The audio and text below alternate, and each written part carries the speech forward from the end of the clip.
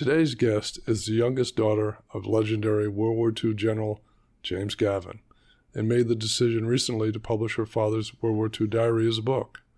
The book is called Gavin at War, the World War II Diary of Lieutenant General James M. Gavin, and Chloe Gavin Beatty joins us now. Chloe, welcome to the show. Thank you, Robert. Nice to be here with you. It's a real honor for us, and this book is so interesting. I kind of suspect, but maybe I'm incorrect, that there's a story behind the discovery of General Gavin's diary, with the family discovering it after his passing. Is there a story behind the discovery of the diary? Yes. It wasn't so much kept a secret as it was simply among all his papers. And I don't think he ever intended to publish it. He did publish a book about his wartime experiences in 1978. That was very researched and polished writing. I was down in Florida after my father passed away, visiting with my mom, and she was said she was sending his papers to the Army War College, and I happened to see this diary among the papers, and I thought, oh, that's going to be really interesting. So I went out to the local Staples and made a copy. And then I put it in my files, and it sat there for about 25 years. But ostensibly, the diary went to the War College, but apparently it never made it.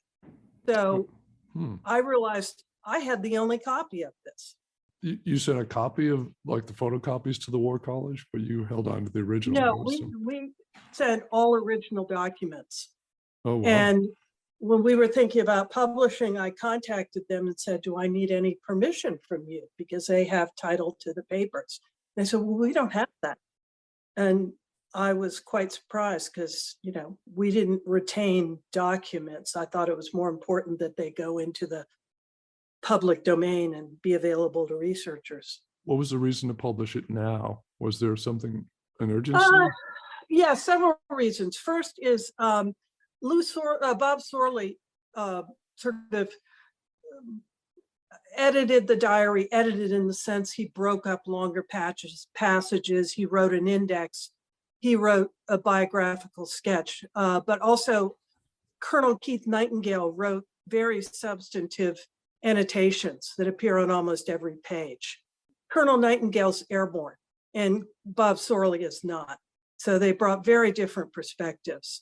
At any rate, I had shared part of the diary with Keith Nightingale because he was interested in where my father landed in D-Day in Normandy. And he said, and I showed him eventually the entire diary. He said, you really have to publish this. And he was relentless in pushing me on that. I then found Bob Sorley, who's a known historian and West Point grad, which I thought was important, to work with me on this project. And the third factor was that my fourth and youngest child graduated from college, and I retired from full-time work. And I just began to feel like I had some time.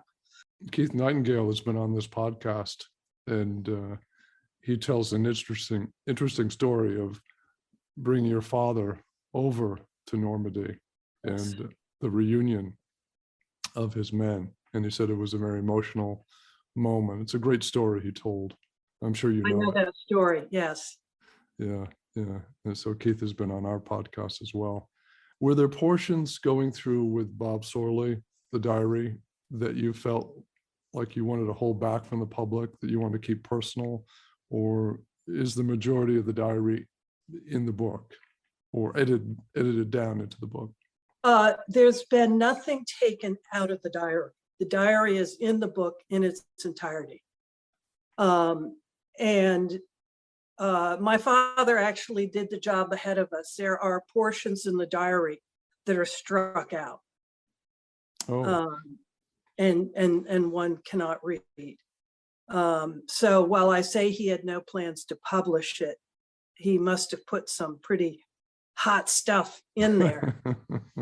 He never wanted anyone to see after the war. Were the pages ripped out? Yeah, they're big black, marks through it. Parts of it. So no, Yeah. we did not change anything in the diary. Wow.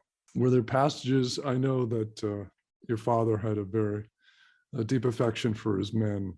Were there passages in the diary that reflected that, or passages that struck you emotionally? Yeah, I mean, the stories that reflect my father's relationship with his men were really primarily told to me by veterans.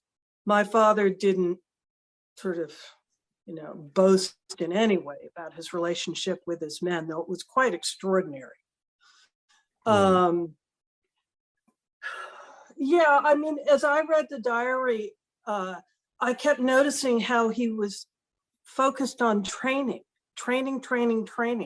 And I didn't really understand it in the beginning. And then as the division moved into combat, I began to understand that in his view, hard training saved men's lives.